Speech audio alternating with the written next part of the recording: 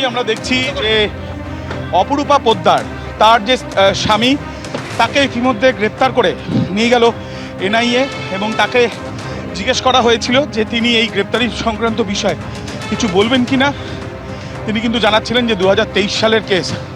সরাসরি সেই ছবি তোমাকে দেখাচ্ছি, সন্দীপ সাধুকে আমার ক্যামেরা পার্সন দেখাচ্ছে সেই ছবি, যে এনআইএর টিম তারা টানা এই আমরা দেখলাম যে জিজ্ঞাসাবাদ এবং তল্লাশি অভিযানের পর গ্রেপ্তার করে নিয়ে যাচ্ছেন অভিযুক্তকে।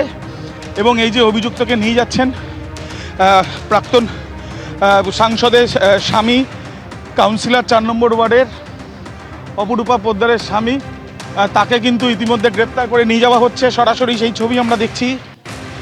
এবং তাকে যখন বার করা হয় তার ঠিক আগে আমরা দেখলাম যে অপরূপা পোদ্দারের অনুগামীরা তারা তার বাড়ি এক প্রকার ঘিরে ফেলেন এবং ঘিরে ফেলে স্লোগান শাউটিং করতে তারা শুরু করেন।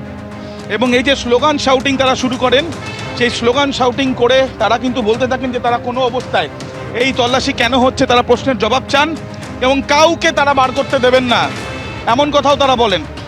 কিন্তু এখন যেটা দেখা যাচ্ছে যে এনআইএর তরফ থেকে এনআইএ আধিকারিকেরা তারা অপরূপা পোদ্দারের স্বামীকে গ্রেপ্তার করে নিয়ে যাচ্ছেন। সরাসরি সেই ছবি আমরা দেখছি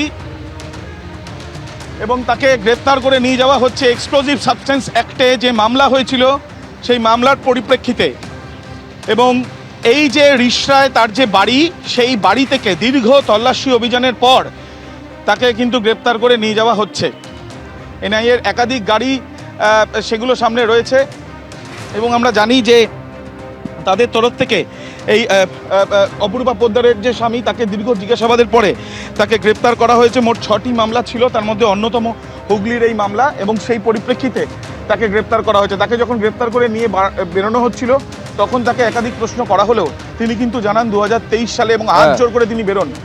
এই যে পরিস্থিতি তৈরি হয়েছিল সেখানে তাদের অনুগামীরা তারা কিন্তু শুরু থেকেই বিক্ষোভ করছিলেন। তাদেরকে একেবারে 2023 সালের মামলা, সেই মামলায় একেবারে স্পষ্ট উস্কানি দিয়েছিলেন শাকির আলী বলে এনআইএ সূত্রে দাবি করা হচ্ছে। দীর্ঘ তল্লাশি এবং জিজ্ঞাসাবাদের পর অপরূপা পোদ্দারের স্বামী তাকে গ্রেফতার করা হয়েছে এবং নিয়ে যাওয়া হচ্ছে এই মুহূর্তে।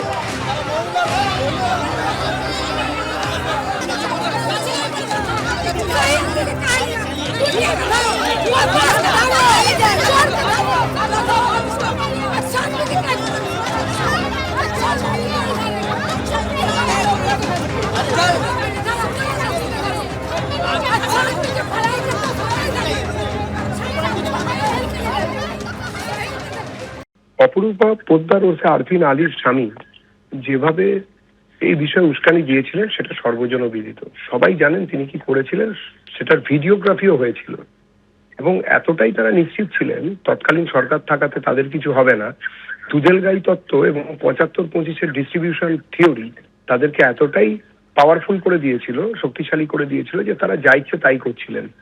যে জিনিসটা করছিলেন সেটা, এবং তার সঙ্গে আরো সাঙ্গপাঙ্গরাও আছেন, সবাইকেই ধরা হবে, ধরা উচিত আমাদের মনে হয়। আমরা দল হিসেবে শুধু এটুকুই বলতে পারি যে সরকার সরকারের কাজ করবেন। আমরা একটা কথা পরিষ্কার করতে চাই যে 3 বছর এনআইএ কে যারা কাজ করতে দেননি তাদেরকেও চিহ্নিত করা দরকার এবং তাদেরকেও আইন আমলে আনা দরকার, কারা করেছেন। আর এর পেছনে যারা মাথা রয়েছেন তাদেরকেও ধরতে হবে। কোন রকম ভাবে যারা এইসব অন্যায় করেছেন তাদেরকে ছেড়ে রাখাটা বরদাস্ত করা হবে। এবিপি আনন্দ, এগিয়ে থাকে, এগিয়ে রাখে।